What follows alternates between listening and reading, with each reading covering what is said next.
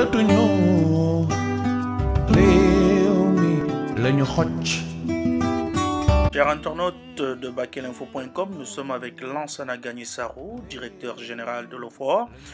Tout simplement, il s'occupe des forages ruraux. Il est proche collaborateur du président Macky Sall. Nous l'avons rencontré pour parler des forages ruraux, en d'autres termes de la gestion de l'eau en milieu rural et de la gestion des azuforts. Lansana, sur Bakelinfo. Je suis Lansana Gagné-Sarrou. Donc, je suis directeur général de l'OFOR, l'Office des forages ruraux, dont j'ai pris la direction depuis le 1er octobre 2014. Bon, dans le passé, j'ai travaillé dans le conseil, j'ai travaillé dans beaucoup d'autres sociétés. Que signifie l'OFOR et quelles sont les missions qui vous ont été attribuées par le président Macky Sall dans cette direction? En deux mots, l'OFOR, c'est la SONES en milieu rural. Et la SONES en milieu rural, ça veut dire que nous travaillons pour mettre en délégation en service public, ça veut dire confier au secteur privé la gestion des forages. Et ce qui doit découler de cette mission, c'est permettre aux Sénégalais d'accéder à l'eau, d'avoir un accès à l'eau. Parce qu'aujourd'hui, la situation de référence, c'est que vous avez dans les villes où les gens ont accès à l'eau à des prix raisonnables, alors que dans les zones rurales, est-ce qu'on a même parlé de ruralité, l'accès à l'eau est très difficile, il y a un problème de potabilité de l'eau. Et il y a surtout le problème du prix qui est très élevé. L'eau est plus chère dans les zones rurales que dans les villes. Et puis il y a une absence totale de transparence dans la gestion des ressources financières générées par la vente de l'eau. Depuis que vous êtes là, en tant que directeur de l'OFOR, quels sont les actes que vous avez posés?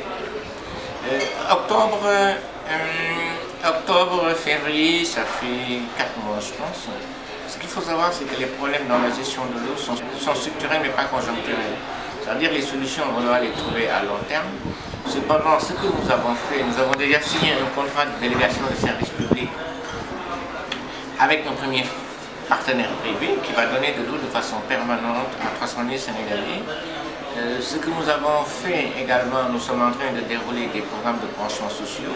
Mais ce que nous avons fait, je pense qui est le plus important, c'est que nous avons élaboré un plan stratégique très précis qui nous permet de savoir où est-ce que nous voulons aller et comment nous allons régler le problème d'accès à l'eau aux Sénégalais du monde rural. Quand je dis régler le problème d'accès à l'eau au problème des Sénégalais du monde rural, il faut aussi comprendre que c'est un processus qui va prendre du temps, parce qu'encore une fois, c'est un problème qui est structurel, ce n'est pas un problème qui est conjoncturel. Mais au moins, on a un plan qui est très précis, on a déjà un plan qui est très précis. D'aucuns disent que vous tressez les cheveux avec des poux, ce qui veut dire que vous méconnaissez les réalités de ce monde rural, de l'hydraulique rurale. Vous avez travaillé dans d'autres secteurs, vous ne connaissez pas réellement les exigences de ce milieu. Les azuforts crient au scandale, ils ont des factures impayées. Vous venez, vous vous occupez d'autres choses, vous occultez la réalité de ce terrain-là, selon ces azuforts, notamment un d'entre eux qui a fait une sortie dans l'Observateur. La vraie réalité de ces milieux ruraux, c'est que depuis 1960, l'hydraulique rurale est gérée n'a pas été gérée. Après, l'État a introduit ce qu'on appelle les azuforts. Bon, ils disent qu'on tresse des poux, je ne sais pas. Ce qui est certain, c'est que quand vous avez un parc de 1500 forages et de 2400 pompes manuelles, vous ne pouvez pas les donner à des associations villageoises pour qu'ils les gèrent. Normalement, l'argent qui est généré par la vente de l'eau, comme je dis toujours, c'est 30 milliards de francs CFA. Personne n'a une traçabilité de ces 30 milliards de francs CFA. Quand vous prenez la ville de Diawara, le mètre cube d'eau, par exemple, coûte 400 francs CFA, vous venez à Dakar, vous êtes en dessous de la tranche sociale de la SDE, vous payez 195 francs. Est-ce que c'est rationnel que les gens qui ont un pouvoir d'achat plus faible paye l'eau plus chère? Ça, c'est un point sur le prix de l'eau. La deuxième chose, il y a d'énormes qualités, il y a d'énormes problèmes dans la qualité de l'eau qui est servie aux populations du monde rural. La troisième chose, c'est que l'argent, comme je dis, je reviens dessus, qui est généré par la vente de l'eau, devait être réutilisé pour faire des extensions pour permettre au plus grand nombre d'avoir de l'eau. Et ça ne se fait pas, parce que simplement, l'Azufor n'a pas le métier de faire de l'exploitation et de la maintenance des forages, parce qu'ils n'ont pas appris. C'est comme vous, si demain vous achetez une Mercedes et vous demandez à un menuisier d'en faire l'entretien. Vous voyez ce que ça va donner? C'est ça le problème du forage. Mais quand même, ce sont ces Agifor qui sont là depuis X années, qui gèrent ces forages. Et pourquoi donc ça, ils ne sont pas compétents? Il y a d'autres privés qui sont plus compétents que... Comment vous avez jaugé cette incompétence? Mais cette compétence, on l'a jaugée par un ensemble de faits. Je vous ai dit tout de suite, c'est le prix de l'eau, c'est la qualité de l'eau qui est servie aux populations, c'est l'approvisionnement régulier. Vous venez même de me parler d'un forage qui est en train de tomber en décrépitude, d'accord? Aujourd'hui, vous avez des forages qui s'arrêtent pour 300 francs, pour des factures de 30 000 francs CFA. C'est pas acceptable. Les Agifor ont été là. Ils ont fait du bon travail pendant un certain temps, mais ça ne peut plus continuer. Vous ne pouvez pas avoir un parc aussi important et le confier à des associations villageoises. Je suis passé à Kompentum il y a une semaine. C'est la même chose qu'il y a. On doute de la fiabilité des comptes qui sont faits par l'Agifor. On doute de la qualité de l'eau et le problème de l'approvisionnement en eau des Agifor, c'est terrible. Je suis passé à Goudiri. Le préfet de Goudiri a été obligé de dissoudre l'Agifor parce que seulement la gestion n'était pas transparente. Vous allez dans ce que j'appelle le NDP, les Agifor doivent près de 200 millions de francs à la Sénélec. Ça ne peut pas continuer. On ne peut pas continuer à fonctionner comme ça. Aujourd'hui, vous allez dans le monde rural. Trouvez-vous normal que nos mamans, nos sœurs continuent à prendre une bassine pour aller chercher de l'eau? C'est pas acceptable ça. Et tant qu'on donnera à des associations villageoises la gestion des forages, ça ne fonctionnera pas. Et revenons sur les faits qui sont plus importants. L'État du Sénégal avait confié, je dis bien confié, la gestion de ces forages à des associations de villageoises. Aujourd'hui, l'État a dit, ça ne suffit, je ne vous confie plus. C'est bien le droit de l'État de reprendre. Je pense que tout ça, c'est des problèmes d'intérêt personnel. Ce que nous visons, nous, c'est 8 millions de Sénégalais. Les Agifor, c'est 1500 associations, même en deçà. Est-ce qu'on doit faire la balance entre 8 millions de personnes et 1500 personnes? Il faut qu'on arrête dans ce pays que de petits groupuscules prennent en otage des secteurs entiers. Vous l'avez dans beaucoup d'autres secteurs. Ça. Donc on vous taxe d'être professionnel de la communication, d'aller faire les tours des rédactions et que sur le terrain même, vous parlez de la ruralité, on ne vous voit pas et on ne voit pas vos actions, vous ne venez pas discuter avec ces Agifor ou ces exploitants de ces forages. Que répondez-vous à ça? En fait, je ne réponds pas. D'aucuns, c'est une personne qui a fait une sortie dans les journaux. Je ne réponds pas à cette question-là. J'ai une feuille de route qui est claire et je vais la dérouler. Je ne suis pas sur le terrain, c'est ce qu'ils ont dit.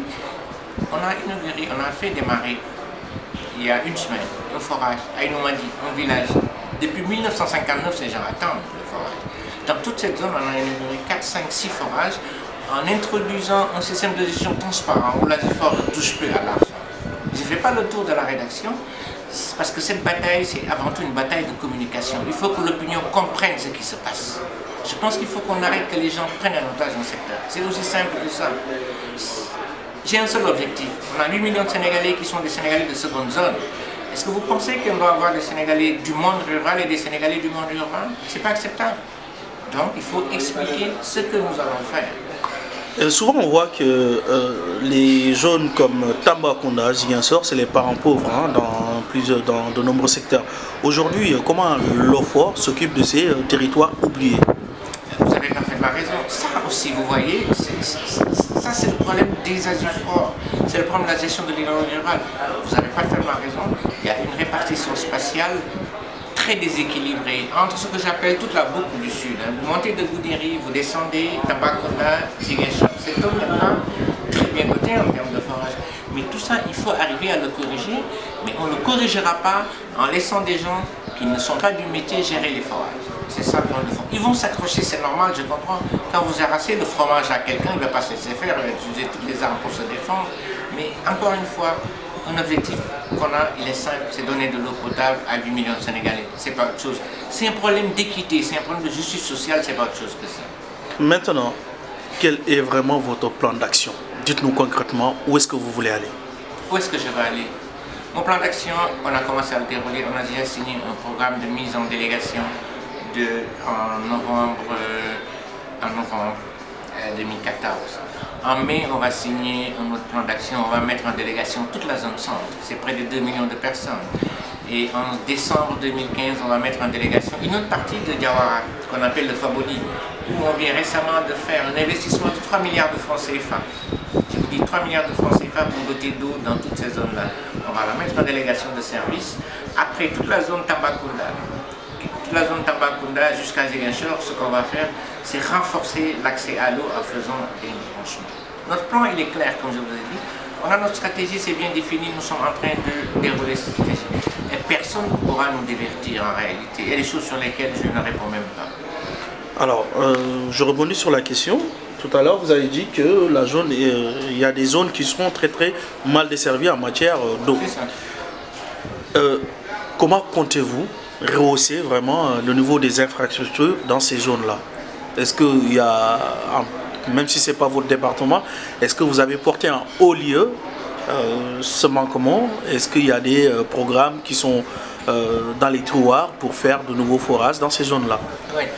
L'Union européenne a un programme très important pour mettre en place de nouveaux forages. Le ministre de l'Hydraulique et de l'Assainissement est très conscient de ce déséquilibre et nous sommes en train de travailler dessus pour le corriger. En plus de ça, il ne suffit pas seulement de mettre des forages. Il y a autre chose qu'il faut faire aujourd'hui, c'est prendre les forages existants, faire des branchements pour que l'eau puisse aller dans les maisons. Et ça, c'est le rôle de l'OFOR. Et nous avons un programme d'intensification des branchements dans cette zone du sud. Mais encore une fois, tant qu'on mettra des gens qui ne sont pas des professionnels qui s'occupent de la gestion des forages, on n'y arrivera jamais. La question, elle est là, et c'est dans ce sens que nous allons travailler. L'autre question que j'ai envie de poser, c'est est-ce que Lassana est toujours membre de l'APR ou c'est juste un collaborateur du gouvernement ou de Macky Sall? Vous êtes plein dans le champ politique? Je ne suis pas dans le champ politique du tout. Je ne suis pas dans le champ politique. Je suis un collaborateur du président Macky Sall, de son excellence le président Macky Sall, qui m'a fait confiance. Je suis dans ça.